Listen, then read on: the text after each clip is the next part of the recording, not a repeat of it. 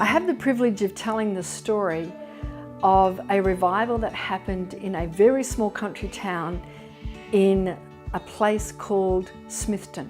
The town itself only had 531 people there. And there was a small church at the time being pastored by a gentleman called Steve Gray. I had the privilege of attending this church 20 years later. So the revival broke out in 1996, but let me backtrack a bit. So Steve Gray had been pastoring a little church of about 80 people in this little town. And like many leaders had suffered betrayal, but there was one too many. And he had left his church, he'd left his wife, he was ready to totally give up on everything.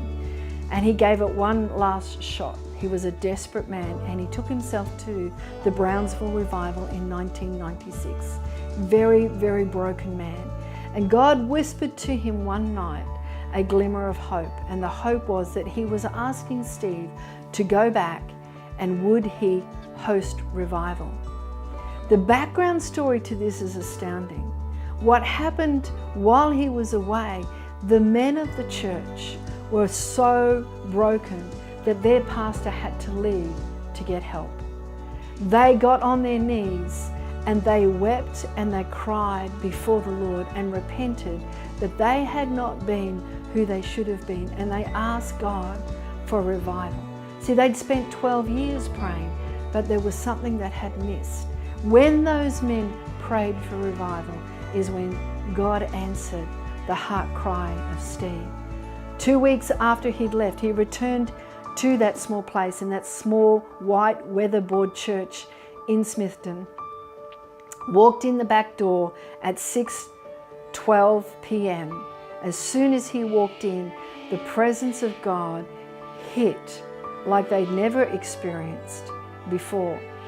And there were many miracles that began to happen, and there were healings and supernatural, to the point where within the next 3 years, that little town of 531 people had 250,000 visitors because they heard what God was doing. Why did that start? Because people were hungry and desperate for God, and those men got on their faces, repented, wept, and they prayed for God to change. And he did. Why do I tell this story? Because I have visited that place, Smithton, and in Kansas City, which it has now moved to. We stood in that church only about 18 months ago, and the presence of God is still carried 20 years later. What was the key? They have learnt how to honor the presence of God and honor one another, and they pray.